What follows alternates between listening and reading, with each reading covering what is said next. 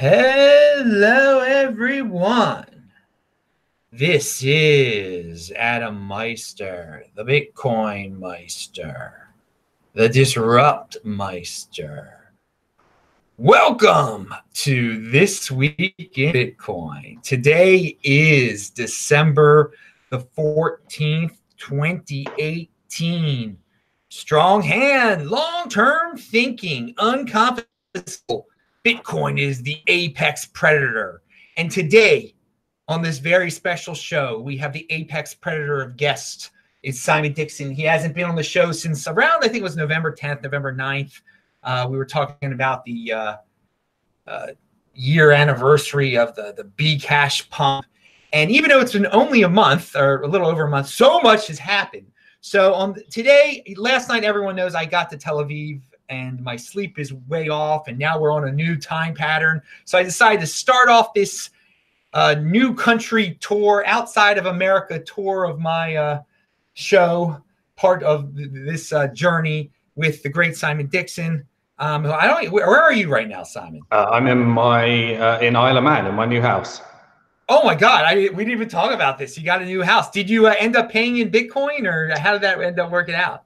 Yeah, we paid in Bitcoin after 9 months of source of funds, source of wealth, KYC, everything you can imagine. So if anyone wants to buy a house in Isle of Man, we've educated much of the lawyers here on how to do it. There are some crypto-friendly banks that are willing to accept if you need to convert them in fiat for the house purchaser. And there's a bunch of house builders here that understand how to do a transaction. So I think we were a 9-month test bed for the island on how to do something like this. But now there's a formula for those that are looking to purchase their house, at least on this island anyway, if you're going to be one of the 85,000 people that join us. Well, the funny thing is, Isle of Man has made itself out to be a very crypto-friendly place to be. I mean, and that's part of the reason you're there. So they had to get this straight. So you were the test case then. Yeah, I mean, Isle of Man were the first jurisdiction to actually publicly support the crypto sector, but they had a lot of resistance from the private banking sector here. And the private banking sector accounts for a lot of their jobs. There's mainly 2 employers on the island, which is the gambling industry and the banking industry. And then there's lots of small businesses and farmers and all sorts of stuff. But the banking system wanted to support it, and some of the niche banks, obviously the big banks like Barclays, were doing everything they could to stop the government's goals. But the smaller banks wanted to support the industry, and then the government, not officially, but from what I know, got a call from the Bank of England, and the Bank of England threatened the banks to take away their clearing if they try and support. Even when the banking sector wants to support the industry, actually the real enemies are the central banks, and that's exactly what Bitcoin set out to disrupt. Well, so many people out there are saying this is a crypto winter. And to me, it's a time of opportunity. And look at this, you're buying a house in crypto during this supposed crypto winter. Again, this is real life here, people. You might hear stories written about sad things. This is such a positive. So let's jump into a subject matter that actually I haven't covered here yet, that you were telling me about, this valuation war among exchanges. Elaborate on this. Yes, so it's really interesting. For those of you that have been following our work, I co-founded BnkToTheFuture.com, and we've been working for an awful long time. Obviously, securities and blockchain is now a subject, but we've been working on securities and Bitcoin and blockchain since 2010. We did many of the funding rounds for some of the large unicorn companies. And we've just launched our secondary market into beta. And with the secondary market comes real-time pricing of some of the most valuable companies in the crypto space. In the beta, we've only done one stock, which is Bitfinex SPV equity. And there's now real-time pricing. Now, while it's limited at the moment to a small group of investors on our platform, we're starting to see a bit of a valuation war. I read an article where people have been quoting the Bitfinex BnkToTheFuture.com price to and giving the exchange a market cap of about, was about 2 billion, I think.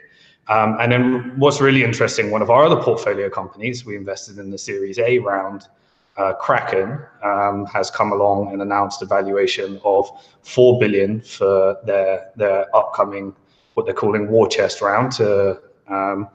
And prior to that, we had Coinbase, who launched closed their funding round at about an $8 billion valuation. Now, what's really interesting is, Bitfinex are not exactly, well, if you could put these into categories, you've got Coinbase, which I would say is taken the approach of complying with every regulation so that you can have an easy onboarding process, so that they can have good relationships with banks, which serves a purpose for new people that are looking to convert their small amount of fiat, pass all the KYC, pass all the usual processes, enter into the US banking system, and onboard into crypto in a small way for the first time. But then once you start to get to larger numbers, you tend to migrate over to an exchange. So Kraken is a US-based exchange. They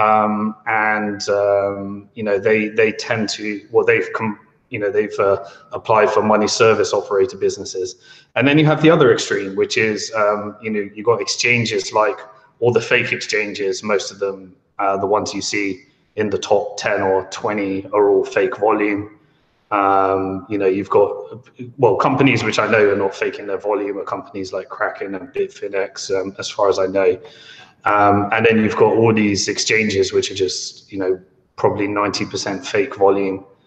Then you've got Bitfinex, which is really, I would say they comply with US regulations where they need to, but they consider people's privacy where they can. And that's a really hard balance to get right. And so they tend to be located in jurisdictions outside of the US and don't bow down to the US unless they have to. And therefore, they have a more challenging time with banks because they don't give all the data willy-nilly to the government. They tend to wait for subpoenas till they actually give the data across. And so people are now discussing this premium for being regulated within the US and being more restrictive in terms of who you can serve and who the data goes to, versus the exchange which has the most volume and the most genuine volume as far as I can tell, and yet is trading at a discount valuation to being regulated in the US. So the market is really trying to determine what the value of now of exchanges that take a more crypto-centric philosophy, which I would say Bitfinex is the one that does that the most, versus Coinbase, who take a more bank-friendly approach, which I would say, Coinbase does that the most, versus some in the middle like Kraken and others that are kind of, so the founder of Kraken, Jesse, he comes from a crypto background, I would say, in terms of his philosophy on what crypto does and what it's meant to be. But then you have to run a regulated business, and therefore you have to comply with other things in order to create the business of the value that Kraken actually has. So we're really looking forward in this year to rolling out many of these companies so that we can have what might eventually be kind of like the NASDAQ of crypto companies, where people can speculate and arbitrage between the equity, I guess, of the different valuations. It's not going to be a deeply liquid exchange like a crypto exchange or anything like that, but an OTC market where we can have values to some of these crypto exchanges. And if some of them are involved in, kind of fake volume practices, we can see how the market might value that versus the regulated side of Coinbase versus, the more crypto-friendly side of Bitfinex and everything in between. So we're really looking forward to seeing this new market arise and where people want to go with that. Well, it's just talking about valuations as large as we've been talking about in the crypto space. It's pretty amazing that we've got these companies that are already worth billions of dollars, at least on paper. So that, again, that's another positive for this for the entire space. I want to remind everyone, remember to subscribe to the channel, pound that like button Right now, I am TechBalt on Twitter. Of course, this is posted out on Twitter beforehand, TechBalt. We got a lot of different people watching now since we're on at it's 6 a.m. back in America, but in England it is 11. So we got different people watching today. So a little reminder out there. Well, you mentioned Coinbase, and since I have an audience that's primarily Americans, I guess 50% Americans or maybe more, they still have a lot of complaints about Coinbase. And we see Coinbase going in this direction that is away from Bitcoin, to put it nicely, I guess. They've recently added like some Ethereum tokens, I think.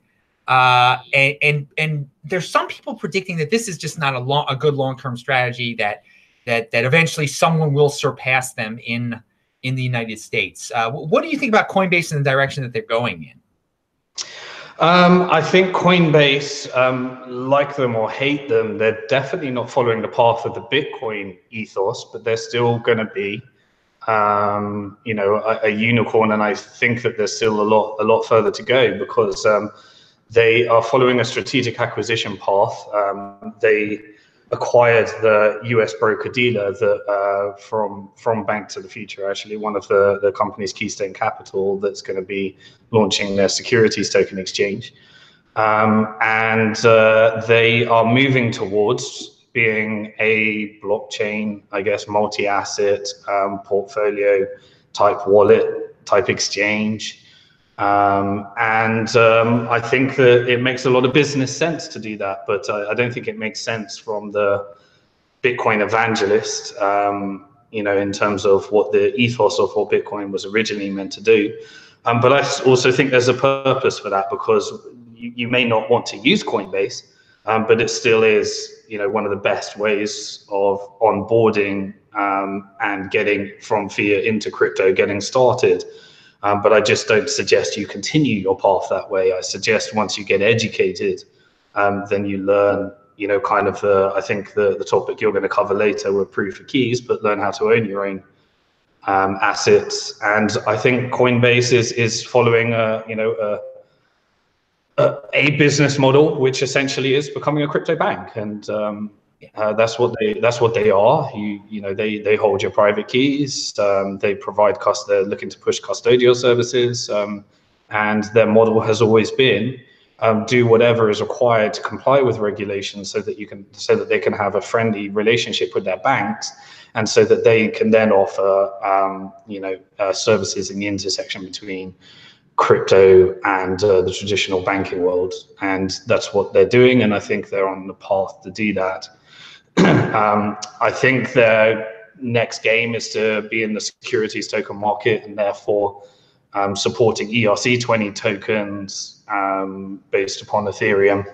And look forward now, we've got RSK obviously as well. So we've got Bitcoin side chains, and then Blockstream has released the Liquid network. And so all of these different implementations are going to compete to capture much of the token market. And whether it is ICOs like you're seeing today, is definitely going to be STOs in the coming years as well. So it is probably their test bed for that.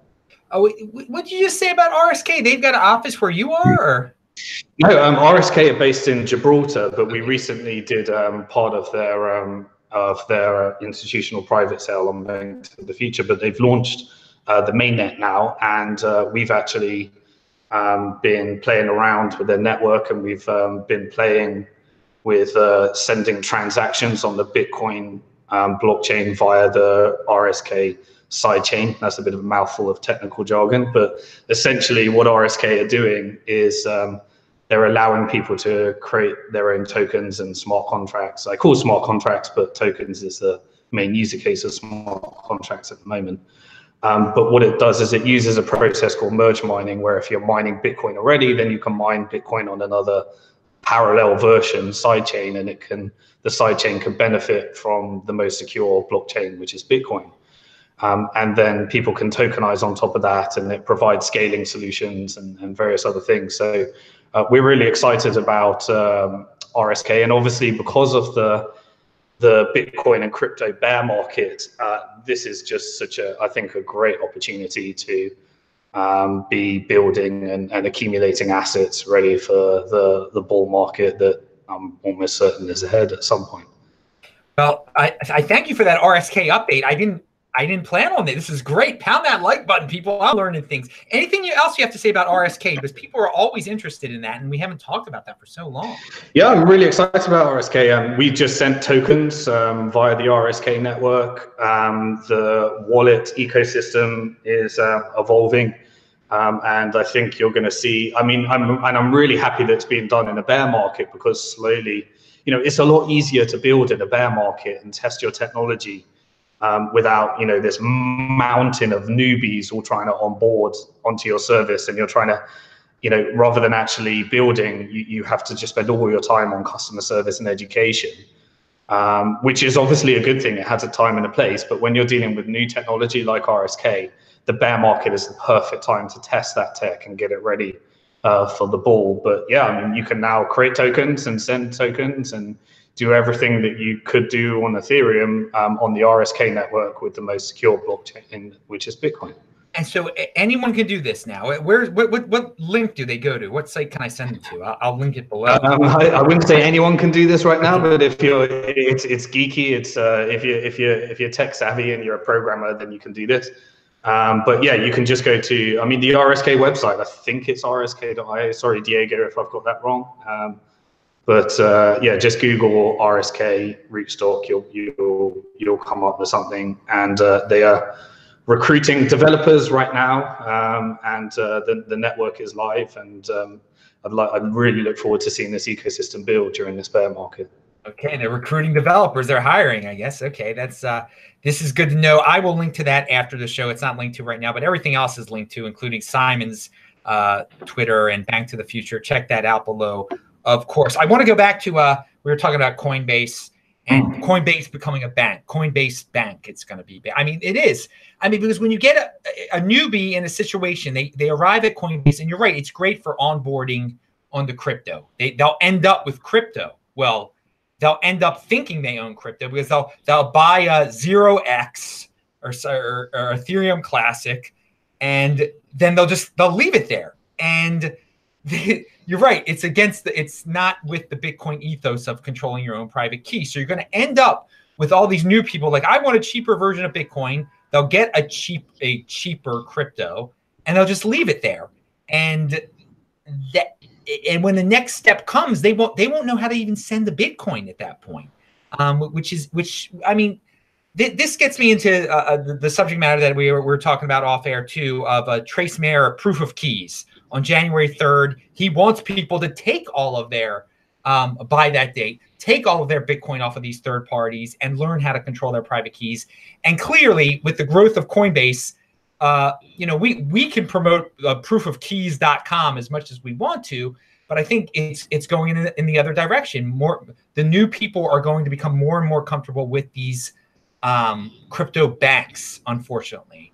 So, what do you think about the proof of keys idea, and who do you see joining this revolution of controlling their own private keys? Do you think that will what's it going to take for people to learn? Another event, and another thing that ties into all this that I wanted to bring up was that some of these exchanges are going to go down eventually, and they're probably practicing what was the type of lending, the fractional reserve.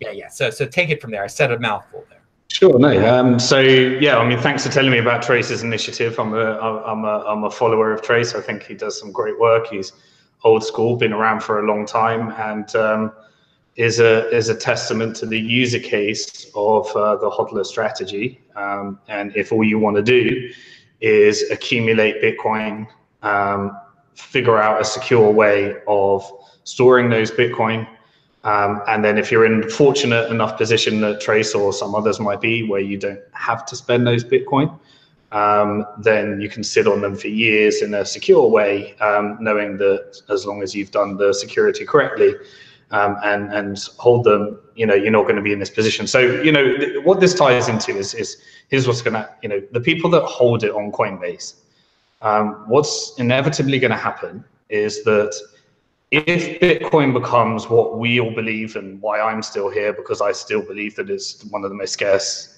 things in the world, and because you can own your own money, spend your own money, and have a monetary policy that's based upon savings rather than debt and fixed and sound, that more and more people are going to need Bitcoin, and more people are going to want Bitcoin. Now, they might not want them right now in a bear market because they're just thinking about making some more fiat money.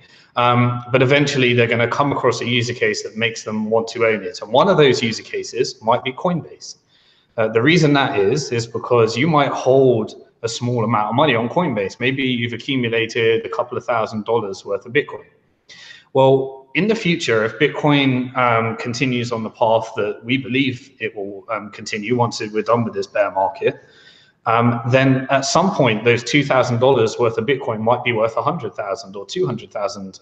I can't give financial advice. I can't guarantee that that's going to happen, but that's my investment thesis, and that's one of the reasons I'm here, because I believe that owning your own money and spending your own money will become a lot more valuable in the future as well.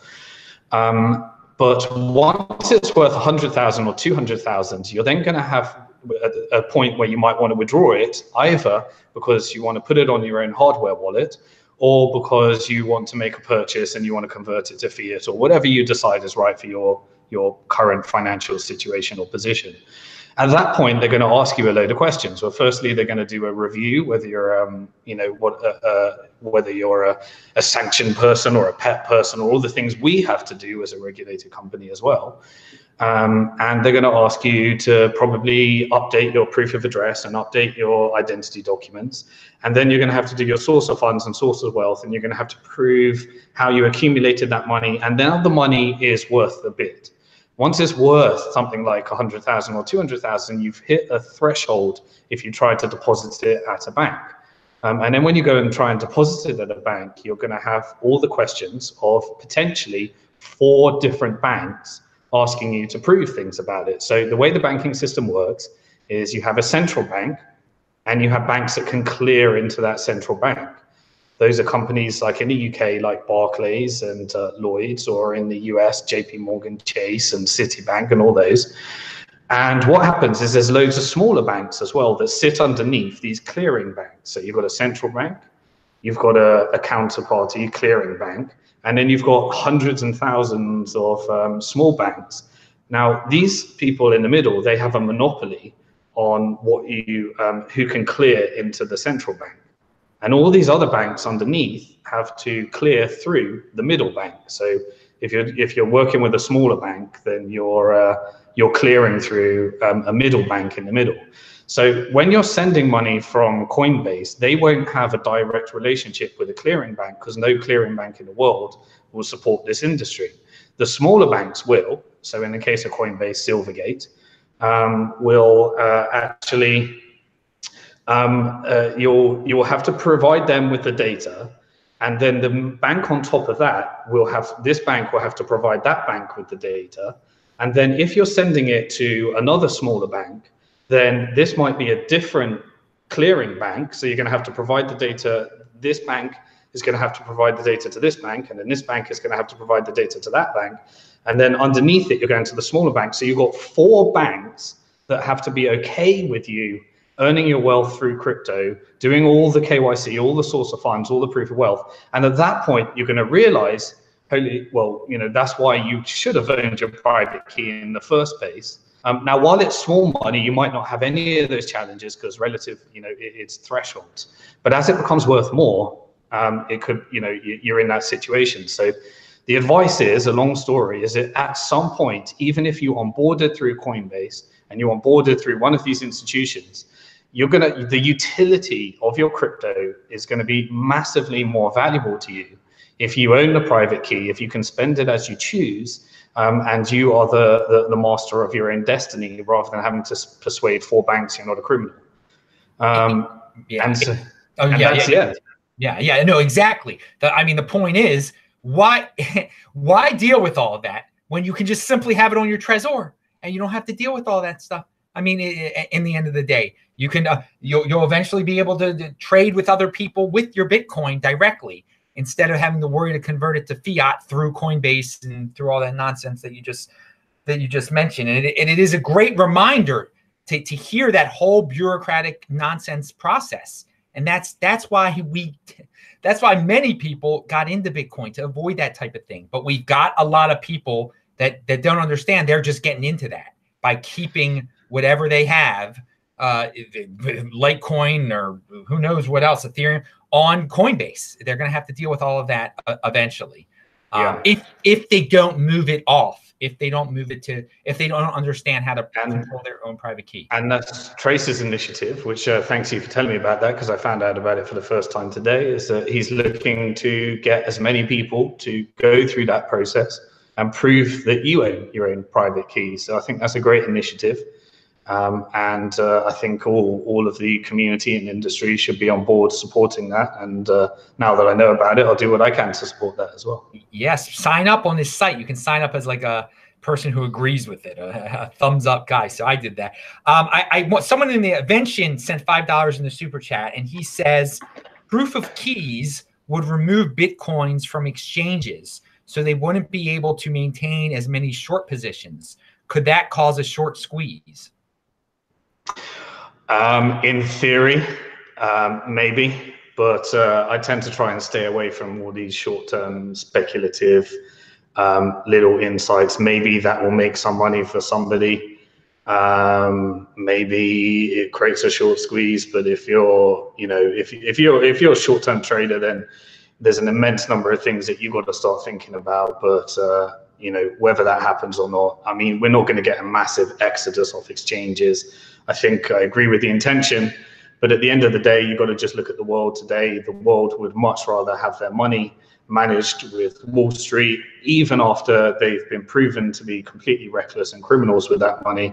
And yet everybody still wants their money in a 401k and a mutual fund and managed by criminals that are spiking, that are scalping money off of it. And so the same, will happen to crypto. But I guess our appeal is don't be one of those people, because at some point, your bank might bail you in like Cyprus. At some point, your bank might shut down your ATMs like Greece. At some point, your government might make cash illegal. And at some point, your government will do something that disagrees with another government that will crash the value of that currency. At some point, you will travel abroad and you won't be able to access your money because they think it's fraud. At some point, all of these things is going to happen to everybody, because the user experience of traditional money held at a bank is only going to get worse and worse and worse. Wow. Well, thank you for that reminder that people are, the bulk of the people out there, they're still very comfortable with having the 401k and doing it the traditional way. So, yeah, that is, we're on the cutting edge here, doing it the new way, where we don't have to deal with these centralized authorities that could just steal at any moment what we think is ours. Again, if you control your private key, you don't have to worry. It's unconfiscatable at that point. And so you actually, I do want to get back to one point about the exchanges, and I don't anticipate it would be great if this movement got everyone to take their money off these exchanges, or a huge amount of people, but it probably won't, because as you said, people are used to having their money managed by other people, and they're just used to that paradigm. But there's so many exchanges out there, and then there's the top tier ones that seem to be going for these huge valuations. And I've called this the weed out year. I mean, we go through these weed out years between halvings, where the market is down in fiat. And I think one of these weed out years, we're going to have some exchanges be called out for practicing fractional reserve lending, that they don't have as much Bitcoin as they say they do. They're using the Bitcoin that they've been given to fund their operations. In other words, do you see this happening? Do you have suspicions about certain exchanges out there that don't have? Everyone thinks, oh, they've got all that they don't actually have the people's Bitcoin they think they have. Well, it's a black box, so nobody knows, and my opinion doesn't really matter. But there is no doubt in my mind that some of these exchanges will definitely not have the amount of Bitcoin and tokens, and some of them would have been hacked and not said anything about it.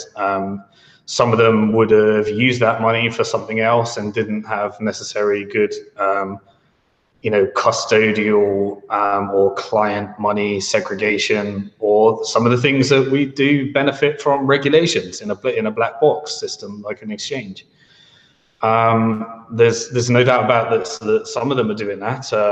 We've just seen that Mark Capellis is potentially going to be going to prison for 10 years for doing exactly that. I think he was investing client funds during while they were still solvent, and eventually that led to insolvency. So, exchanges are useful for converting and speculating. They're definitely not the place for storage. And if you do store with them and you are lending some of your Bitcoin or dollars in order to receive interest, in order to fulfill someone else being able to short sell, then just have it be known that you only use the amount that you're willing to risk, because the interest earned on that, if it all goes wrong, might be minuscule compared to losing all the cash if it does go wrong. There are exchanges that have better practices, but at the end of the day, they're all black boxes, and it comes down to trusting, and Bitcoin was created to be trustless. So that's the decision that you make. You can take some of your crypto and you can put it in a trusted environment in order to receive returns, but the vast majority of what you are saving should be fully utilizing the trustless environment and the technology that was brought to this planet by Bitcoin. All right, good reminder there, people. I want to bring up something that we were theorizing about on the last time you were on the show. And again, you were just on the regular weekly show. This is your return to the This Week in Bitcoin show, which is great. But back in November, we were talking about Bcash versus BSV. It seems like it's resolved itself, and it seems like it's really hurt the Bcash ecosystem. It's added up now, they don't add up to what they used to as one. So I wouldn't say it's been a financial success. What's your take on this? What's occurred over there? So just like when the Bitcoin Cash hard fork happened and the community went into their separate camps, the winner of that whole fiasco was the banks, because the banks were just all having a laugh at this crazy thing called crypto, and how can this ever be sound money with these crypto wars and stuff going on. And the reason I was so opposed to that at the time, and if there was a way of actually resolving this, even though after years and years, because Bitcoin is decentralized, it just couldn't be resolved. So the best was to go separate ways and create a new community around Bitcoin Cash. The winner of the Bitcoin Cash versus Bitcoin Satoshi vision, I guess, was firstly, it was hugely educational. I think crypto industry learned a lot, and podcast. I did Tony Vay's show in the morning, and then I did a Bitcoin Cash community podcast later that day to kind of understand the different perspectives. So my personal take on this is I think there's a lot to learn from all of them, and I think every time you think you understand what's going to happen in crypto, a new event like that happens where everybody's got new things to learn, and there's a lot to take from it. So where are we now? Well, Bitcoin SV, if you tweet Bitcoin Cash, then you are going to be, if you have followers, you're going to be bombarded with people that say that Bitcoin SV is the real Bitcoin. If you tweet about Bitcoin Cash, you're going to be bombarded with that. Now, prior to that, if you tweeted about Bitcoin, you would have been bombarded by people saying Bitcoin Cash is the real Bitcoin. And so now the Bitcoin Cash community have to deal with the Bitcoin SV community claiming that they are the real Bitcoin, just like Bitcoin had to deal with all the Bitcoin Cash people saying that they are the real Bitcoin. So I think it's really interesting to see that the arguments that Bitcoin Cash used against Bitcoin are now being used against themselves, and I think it changes, some of the things that have been said in order to try and claim that Bitcoin Cash is Bitcoin. So I think that Bitcoin was the real winner out of the Bitcoin Cash versus Bitcoin Cash SV. And it also highlighted to the world what a very credible, 51% attack looks like, and how to actually protect against that. And I think we learned from both the Bitcoin SV strategy and the Bitcoin Cash strategy.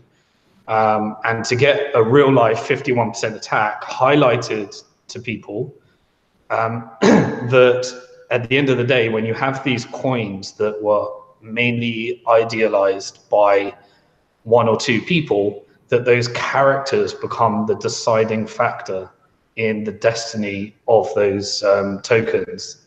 And they might aim to be more decentralized, but Bitcoin has a very, very unique position in that while there are pockets of centralization, it's far and away the most decentralized network in terms of the different parts of the ecosystem competing with each other. And we now have learned that if you don't agree with the master of the community, then you end up with another master of that community. And then eventually probably Calvin Ayre and Craig Wright are going to fall out over the future of Bitcoin Satoshi Vision. And then I think we're going to have Bitcoin Craig Wright and Bitcoin Calvin Ayre, and Bitcoin Calvin Ayre is going to be telling Bitcoin Craig Wright that this is the real version of Bitcoin. And then eventually Craig Wright that will be probably 5 coins down on his own saying, I am Satoshi Nakamoto, I created Bitcoin, and this is the real Bitcoin, and I am here on my own. I think that is a very interesting future timeline there. No doubt that when you have these big personalities behind centralized coins, that there are going to be arguments and they're going to split off from each other. It seems to be inevitable, and it's just not a good idea to build a coin around a centralized big personality. And Bitcoin is the opposite of that. That's why Bitcoin is the real Bitcoin, and Bitcoin is. And that is the reason why Bitcoin BTC is something that no matter whether I disagree with the developers' roadmap, whether I disagree with anything that's going on in the community, it is still a unique freak that I don't think can be replicated again easily. And we're seeing that time and time again. Now, I might like the ethos of the Bitcoin Cash community pushing merchant adoption and trying to get the world to use Bitcoin Cash because they believe that the future of money has to have merchant adoption. And I think that's a worthy goal.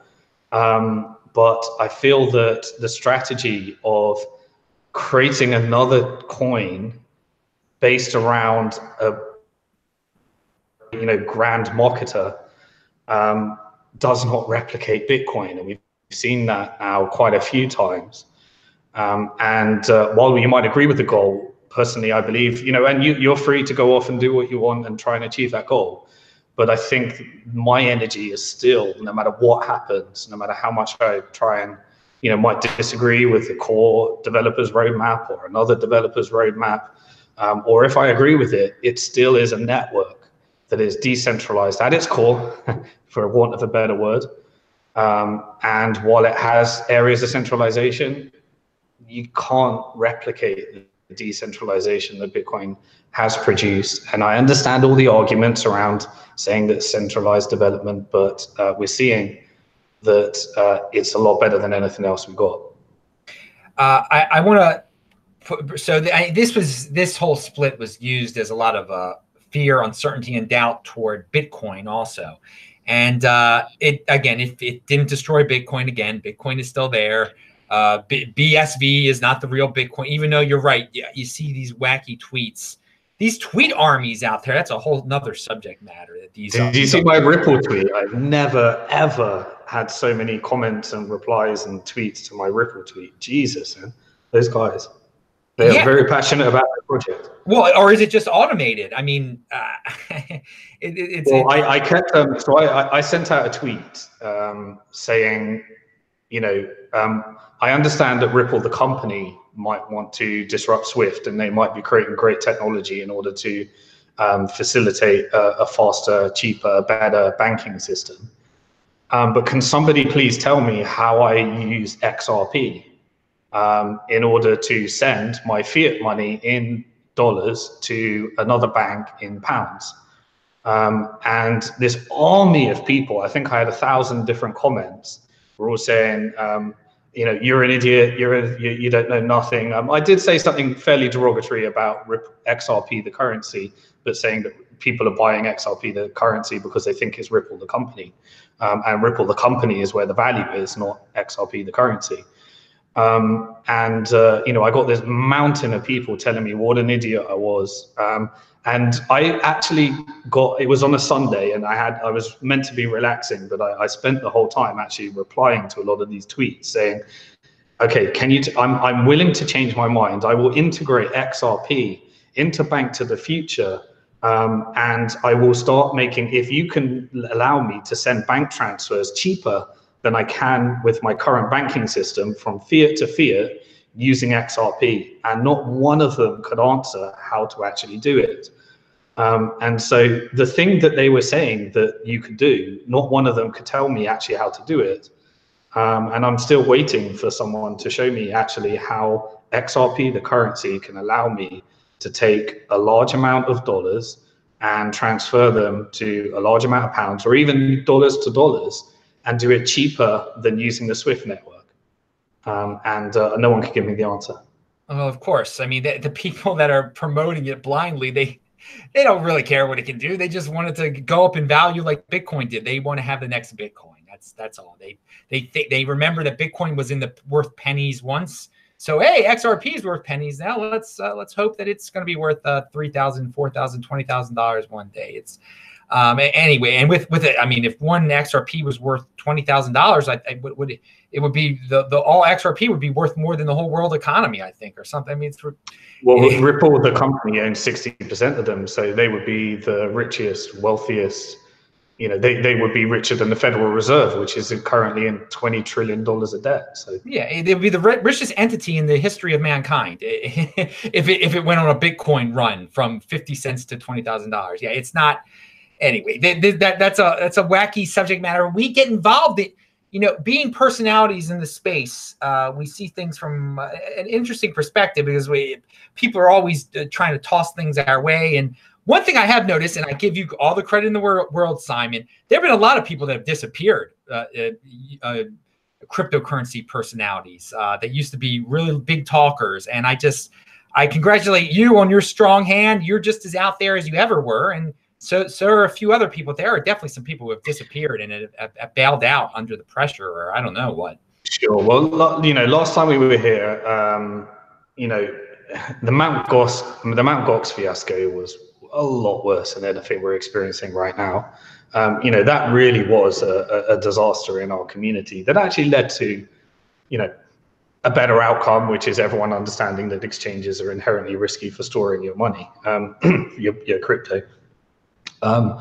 But during that time, crypto was going down, you know, and I'm definitely not the person to listen to in terms of trying to figure out when the market's going to turn around, or whether you should be bullish now or bearish now.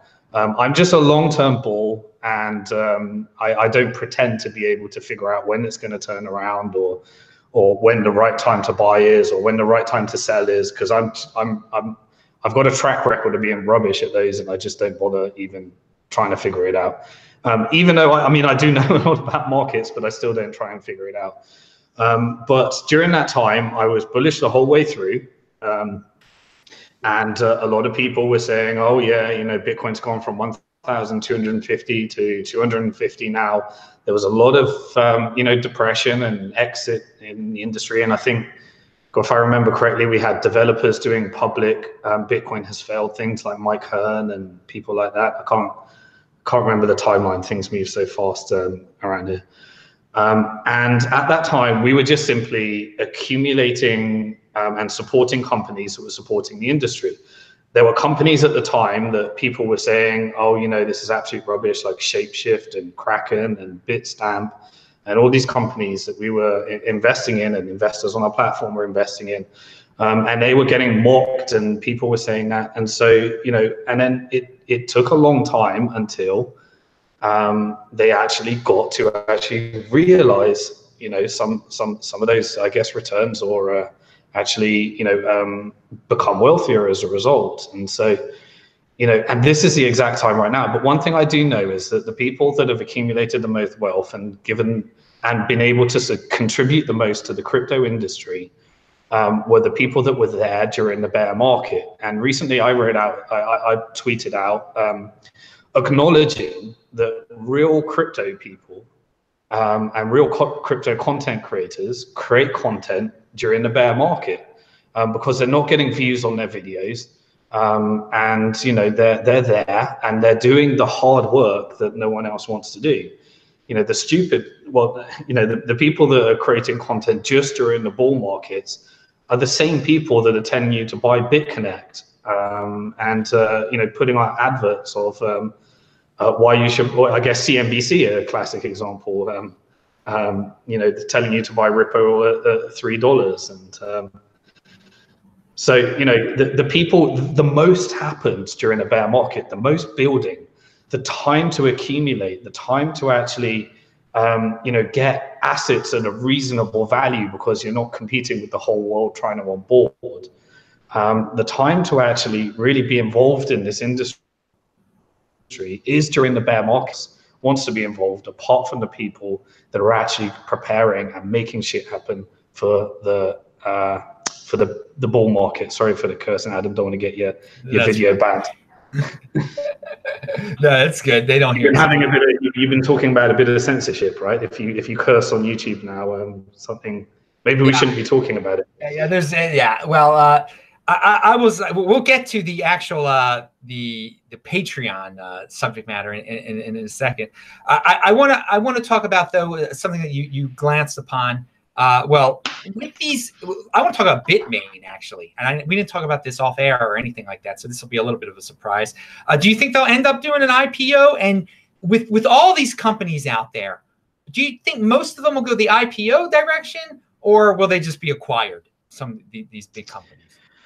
I think we're going to see a mix. I mean, I just don't know why a company in the crypto space would want to IPO. I would much rather wait for a securities token or some kind of you know, innovation that we can build upon blockchain that's inevitable.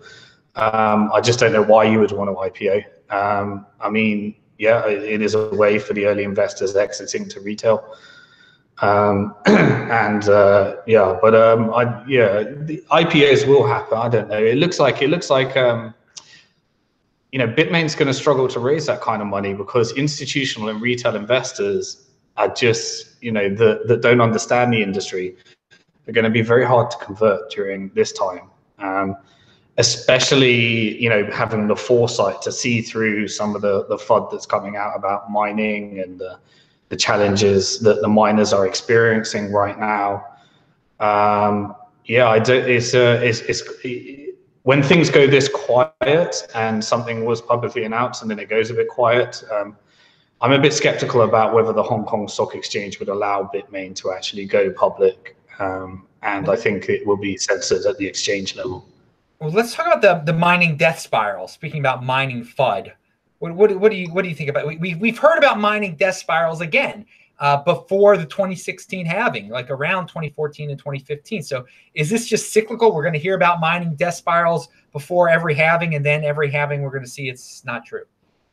Well, mining death spirals were built into the system. The way that this system was built is that when lots of people want to mine, the difficulty rate goes up, which makes it more challenging to find a Bitcoin.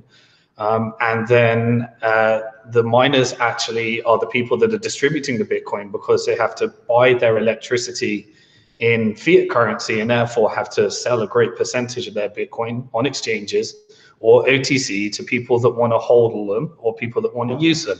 And miners are essentially a way of distributing it because they have to cover their fixed costs in fiat. And it is a problem in that when the price of Bitcoin goes down so much, then only those with the largest war chests and have planned ahead are able to actually do it. And then all those that can mine at the most efficient way are the only people that are able to continue.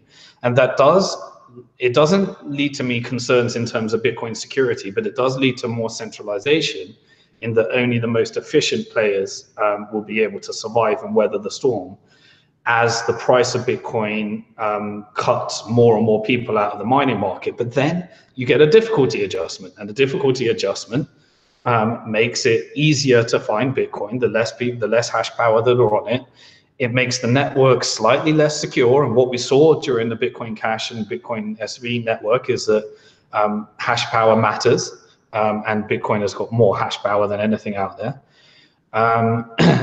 So it makes for interesting headlines. It makes for challenging markets if you're a mining company and then you need to lay off a load of your staff, or the company doesn't make it.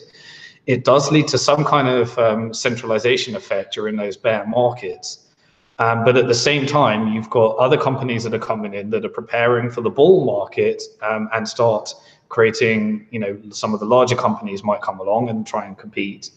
And so, but the end result is always the same. The algorithm was designed to have market forces adjust, cut out the weak, and allow people to compete and come in during the bull markets. And it's one of the most extreme efficient markets I know, the mining markets, in terms of the algorithm adjusting to meet the market conditions. And it adjusts to meet those market conditions. And Schumpeterian economics, for those economics out there, talk about creative destruction. And during bear markets, you get a lot of creative destruction from the inefficient and the people that were never meant to be there. And that's what we're seeing right now. Schumpeterian, creative destruction, and economics at work, the free market playing its role with no intervention at the moment. And I just want to remind everyone, they call it the death spiral, but it's FUD because Bitcoin doesn't die in the end. Okay, that's something that people have to. It's a scary term. It's definitely a scary term. We've lived through it before. It doesn't die. It readjusts. It continues. This is part. It's all built in, and we've lived through it before. But hey, if you haven't lived through it before, now's your time to live through one of these bear markets, so-called bear markets. Again, I consider it a time of opportunity and learn from it. So, in the year 2023, your hand is stronger or something like that. That's what the big lesson is. Hey, I want to give a shout out to the UK Bitcoin Master. He's got a show twice a week on his YouTube channel. Look him up, UK Bitcoin Master. He's in the chat right now with all the other people, the British people. No, there's a lot of Europe. Is that the guy doing the Bitcoin for beginners? I keep getting these tweets saying, yes. Yeah, he's a big fan of yours. Yeah, you got to come on his show too, man. Yeah, he's bringing it out there. He's over 50 years old, and he's showing the people that didn't grow up with this type of tech that take it slow, take it easy, think long term. And it's a good example. We need all sorts of people out there spreading the word. So yeah, he's watching the show right now. I'm sure he's getting a kick out of this. And I recommend his channel too, because he preaches some sound principles. When you've lived through life, you can teach your experience to people, and you can apply that experience to Bitcoin, the long-term thinking strategy. Because there's a lot of younger people out there, they just go with these trends. They jump on a BitConnect type of thing, and they think it's legitimate. When you've lived a little bit longer than the rest of the people, you know that if it's too good to be true, if it sounds too good to be true. And we do anyway. It's good to see UK Bitcoin Master there, and hopefully there'll be others like him joining the community that think hard and think long term like him. Now I want to bring up about one last thing about content creators. Patreon is a way for content creators to raise money through their just by signing up for Patreon. But now Patreon is kicking off people they don't agree with politically. I just see this as a really big opportunity for Bitcoin, for people to spread the word about just list the Bitcoin address, people. At the same time, I think there's some companies that want to do fundraising with the type of Patreon fundraising with crypto. Where do you see this going? Should people just keep it simple and list the Bitcoin address, or is it just another point of weakness if we create these third-party crypto fundraising companies because they can be shut down. Yeah, I mean, you'll have all of the above, really. You'll have people that are using Bitcoin in the way it was intended, stick up a QR code, but unfortunately, that won't get as much traction as if you created a beautiful user experience.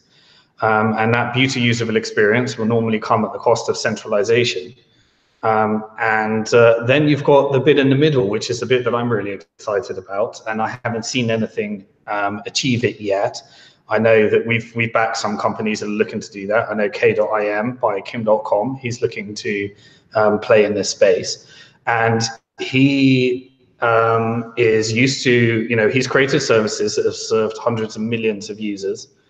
And he is very passionate about the effects of what can happen when somebody or a government agency tries to take you down. And he's got lots of experience around the legalities of copyright and IP laws and all that type of stuff. And also at the same time as the beautiful user experience of user adoption. And I just can't wait to see a service that can actually achieve something that people can use, and it will be, people still think in fiat. They're not going to think in terms of crypto as what's the word I'm looking for? Not a unit of account. They're going to still think in fiat, but if someone can create that beautiful user experience that combines decentralized storage with great user experience and usability, with crypto where everything is transacted in crypto, but is presented in fiat that people can understand, and has the technology that allows people to actually produce this content in a way where it feels like they're using what people are used to. It's an incredibly challenging thing. It seems so simple to achieve, but it's incredibly challenging, and I just really can't wait for that user case. Here we go. It's interesting. I had not gone to K.im yet. It says coming soon, the ultimate content monetization system. And yes, it's got a pretty front page and everything. I'm sure the user experience will be pretty good looking there. Want to interview? Okay, so yeah, I hadn't heard about him lately, so this is good. This is K.im, people. Check that out. It's not much there. Obviously, the behind the scenes stuff with that. So thanks for bringing that up. I didn't even know that was out there yet. It's taken a lot longer than everyone would have hoped. It's been a long journey, but Kim wants to build something that can serve hundreds of millions of users from the get-go.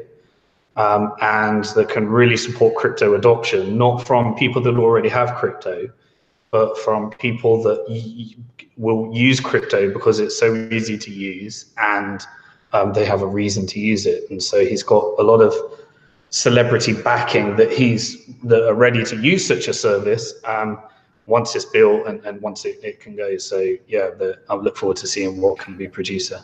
Very interesting that the media publications haven't been covering this lately. They used to like to talk about him a lot. Maybe now it's just because they think they'd rather focus on negatives during a so-called bear market. But yeah, thanks for bringing K.im, everybody. I'll keep an eye on that. I'll try to update that in future shows because, again, it is, at the end of the day, it's centralized. But if it's going to bring crypto into the hands of people that would never get it, it's great. This is very, very interesting. All right. I said that was going to be the last thing, but I did want to bring up Venezuela forcing their Petro Fed coin onto pensioners, taking away their bolivars and replacing it with Petros. That was in the news yesterday. To me, it's just it's a foreshadow to other governments in the future are one day going to decide to pay their pensioners in Fed coins. Any thoughts on Fed coins or what's going on in Venezuela or the future and how they're not well, if you think they're a positive or a negative, I think people should avoid them like the plague. And it's a reminder to get into Bitcoin now before your country gets you into their own Fed coin. Yeah, so we've covered this a lot actually over the couple of years since I've known you, Adam. I think it was one of the very first shows where I actually said that at some point, very soon, central bank is going to attack the retail banking system by issuing their own digital currency and requiring those that hold money at a bank to use the digital currency that was created at the central bank. Now, that's a heck of a mouthful, but when you understand the system, you'll understand that your fiat money is not all the same. It was either created by a central bank or a retail bank, and 97% of it was created by a retail bank, and it is a digital currency. The money in your online banking does not have any physical form. It was simply created by a private bank when they issued you a loan, when they issued somebody a loan. And if you have a positive balance, it's because somebody else has a negative balance. And so all digital currency created by the private banking system is backed by debt. And for that digital currency, the way the monetary policy works is they don't do mining, they don't do proof of loans. And so the digital currency is released into the ecosystem every time somebody borrows the money. And if more people borrow, then the more of the digital currency is created. They call it a pound, they call it a dollar, but it's actually a digital representation of the money that the government creates, which is the actual dollar. And the actual dollar exists in your pocket, and very few people have it. It is a physical format and is created by a central bank. And so when a central bank creates their own digital currency, a digital version of the dollar, they are actually waging war on the retail banking system. Now, why would they do that? Well, if they believe that they would like to control everything and centralize everything, then they can issue their own digital currency, and they can remove the too big to fail scenario. So if a bank goes bust, they take too much risk, and they take the loans that they lend out, take too much risk, then you can let Lehman Brothers go bust, you can let Bear Stearns go bust, and you can replace all of the consumers' digital dollar with the central bank Federal Reserve digital currency. And essentially, you don't get a reduction in the money supply like what happens when a bank goes bust. You simply replace one form of money with another. Now, we're seeing this in real life in Venezuela right now, where people have money at a bank that was created as a loan, and they can exchange that for a central bank digital currency. And therefore, the central bank is increasing the size of its power and reducing the size of the banking system and the risk of the banking system. The cost of that is that when the central bank issues the digital currency, rather than the retail bank issuing the digital currency, the benefit is that you move towards a more equitable system, as in it's not based upon debt, it's based upon equity. But the equity is backed upon nothing other than a promise of the central bank and your trust in the political system. So if you don't have much trust in the political system between the central bank and the government, then that is what's backing that system. And they can create as much of it or destroy as much of it.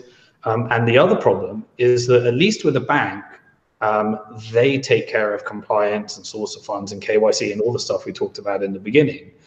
And if they don't like how you're spending your money, then they can keep it, file a suspicious transaction report, or seize it if they think it's a fraudster trying to steal your money, and all the problems that make so much friction in the banking system. But when a central bank creates it, if they think you owe them tax, then they're going to take the tax straight from that currency, and then you're going to have to go to court to prove that you don't owe the tax. And if you travel to a country that they don't like, your passport is going to be chipped. And that chip will trigger off your digital wallet created with that central bank. And if they don't think you should be traveling there, then they're just going to shut off your funds. And so at least with the banking system, it's one step removed from the central bank, which might be one step removed from the government. But now you're decreasing the layers there. And so the end result is that you will have a deeply controlled, a deeply censorable, digital currency that might create a great user experience if you do everything that the government thinks you should be doing. But the moment they think you shouldn't be doing something, they'll just switch you off. And that's going to be a really, really horrible currency. So I believe what people are going to do in the future is the financial system will go through a 2008 event. It's probably right around the corner. I don't know when. The central bank will issue their own digital currencies and allow the private banks to go bust because they're no longer too big to fail. And then fintech companies are going to build on top of the central bank API keys, and but the government is going to be at the center of it through the central banking system, and the banking and the banks won't sit on top of that, creating digital currencies. Bad for banks, bad for people, good for governments, good for central banks. It's inevitable it's going that way. Then they can make cash illegal and control the entire monetary system. And then you've only got one thing, good for Bitcoin, because you can decide to opt out. And you will have a system that allows you to transact person to person, that allows you to spend it as you choose, and has a monetary policy that can't be manipulated by that central bank at the whim of what they think is right for their country, and is politically neutral. And so that is great news for Bitcoin. The more this happens, and that is part of my investment thesis of why I think Bitcoin is a long-term store of value and will become more and more usable, because people will need to own their own money, people will need to spend their own money, and the more governments create their version of the currency, the deeper the user case for Bitcoin. So bring it on. It drives adoption. Well, and I say, before they bring it on, people, you should probably opt out now. Opting out early is better than opting out late. When you're more, you say you're not going to rely on the government, but people get into situations as time goes by, as they get older, they become a little bit more reliant on the government. And I wouldn't want to get stuck in that system where they can just turn you off all of a sudden. And who knows where it will happen. But China's well on their way to doing that. It appears at times, at least. They're very good with centralized control and centralized information. I'll say that. So they look like they could definitely go in this that proposed scenario direction that you just brought up there. That's why governments love blockchain. Excuse me, what did you say? I didn't hear you. It's why governments love blockchain. Yeah, that's why they love it. That's why they love blockchain, for the wrong for those nefarious reasons there. But you should love it for the Bitcoin side of things, and you can opt out. Don't make excuses in the future like, oh, I'm stuck. They turned me off. I can't leave the country. You get into Bitcoin now. You won't have to worry about that. Choose your blockchains wisely in the future. You want the one that you can that you can transact on. Everyone's going to be choosing which blockchains they're gonna use in the future, and Bitcoin's the only one that's politically neutral. Well, I'll say this: if these Fed coins are brought in a peaceful way, and at first aren't hurting anyone, at least it will educate people on how to work with this type of new technology, and maybe some will just wake up and be like, well, I'll try this Bitcoin thing too. So it might help some people get into Bitcoin, but don't fight it. It's inevitable. Every single currency in the world is going to be a blockchain digital currency created by a central bank. It's inevitable. It's predictable. It's guaranteed. They will compete with stable coins, and Bitcoin will be the opt-out of that system. Well, speaking about centralization of coins, I just want to share an email that popped up in my email while we were talking, and this sums up a lot of the problems we've been talking about today. It's obviously from a fake blockchain.info account. It says, you just received 10,500.98993 lumens XLM. It may take up to, to confirm, go to account viewer. So again, that is completely spam, completely fake. But when these newbies sign up for these big systems, again, blockchain.info is giving out free Stellar. So there's probably some new people out there that think this is how they're going to contact me about my free Stellar. And who knows what you'll end up at by clicking on this. So that it's another lesson why people got to learn about Bitcoin first and not get enamored with getting these centralized coins, because people are, again, you can get tricked with Bitcoin too, with a Bitcoin spam now. This is I'm giving a little bit of a live public service announcement here, but I get bombarded with weird things like this all the time, and I know that they're fake because I understand what's going on out there. What I'm really signed up for, that I don't keep any crypto at a third party. I signed up for blockchain.info, I think it was in like 2014, so that's why I still get these. So, well, that's not why I'm getting this, but why I might think I would get something like this. So there's all sorts of people. Blockchain.info has a tremendous amount of people who've signed up for it over the years. So this type of phishing works well for people who don't understand crypto. So I thought I would throw that out there live on the air. Adam getting a completely ridiculous email. I don't know. Do you get these crazy things too in the email? Oh yeah, I mean every day someone wants to try and steal my crypto, so it's a real problem in the world. It's buyer beware. You're gonna, unfortunately, I feel sorry for the generation that hasn't. Well, I guess you've got the older people that have never even turned on the internet. They're probably okay. They don't even have those emails. But then you've got the middle people, which are the people that have emails but kind of.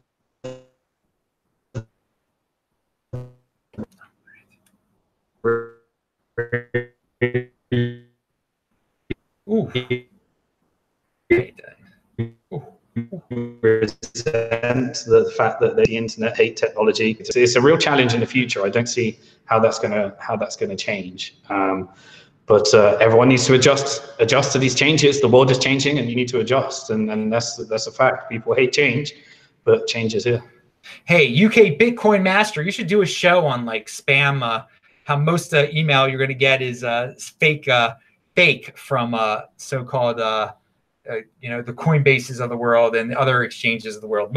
Again, most of the exchange email I get is not really from exchanges. It's completely to trick people. I mean, a quick tip, if it helps, is don't actually click the link. Just actually go to the domain itself and then see if it exists when you actually log in. If it doesn't exist when you log in, then it's probably something fake. But these phishers are getting really sophisticated. So you've got to really have your wits about you, because some of them are very sophisticated and good at this. Yeah. All right, Simon Dixon. Well, I thank you very much for being on the show this afternoon, this morning, wherever you are, people out there. Pound that like button. Conclusionary thoughts for you. Anything you want to add during this, this time when so many people are fudding and predicting lower fiat prices? What words of wisdom do you have to everyone out there? You may be right. We may get lower fiat prices, but all I know is that this industry has created incredible wealth and freedom for so many people during bear markets. And if it wasn't for the bear market, then you wouldn't have an opportunity to get that, because by the time that everybody knows about this and everyone has consensus that, this thing is here, the day that people stop calling Bitcoin a scam, the day that people stop saying that it's a Ponzi scheme, and the day that people stop saying that it's a currency just for drug dealers, is the day when you've probably missed the boat. So the wealth that I've seen generated is from the people that have consistently been there throughout the bear markets, and then they enjoy the bull market. Everyone prefers a bull market. Everyone loves it, but it's take this as your opportunity to actually, if you're new to crypto, to get through your first bear market. Use this to educate yourself, see who the people that are still around. This is an incredibly exciting place to be, and you'll be the person that will be educating people, and everyone will be coming to you during the bull market, when everyone's like, oh, I know that guy that was kind of talking about crypto when I thought it was a scam, or that was talking about Bitcoin when it was going down in price. Everyone will be running to you when it's going up in price, because you'll be the local expert, and everyone will be panicking, trying to figure out how to get on board during the next bull market. And it will happen again, and it will happen again, and it will happen again after that. So just get used to it, become a stronger person, take care, don't click on any of these phishing emails, and don't lose your Bitcoin during these sell prices. Yes, basically strong hand, people. When everyone's screaming about scams and you're getting educated about what's really going on, you've got the insider information, I say. And people are going to complain one day that you had insider information. You knew what, you were lucky, this, that, and the other. No, it's not that. You just took time. You didn't spaz out and like panic. You learned during these down times, and you bettered yourself. So yes, Simon Dixon, thank you very much for being on the show. Everybody, again, pound that like button if you enjoy the Simon Dixon being here. Click on the squares at the end to see my old shows. Bang that bell button. I do a new show here every single day. Tomorrow is the Beyond Bitcoin show, but all other days of the week are just regular Bitcoin Meister shows, except for Fridays when we have the panel. And today, since it was a special Friday, Simon was the entire panel, because he is the apex predator of guests. So thanks a lot again, everybody. Shabbat shalom. I will see all of you tomorrow then. Thanks a lot, Simon. See y'all. Bye-bye. Bye-bye.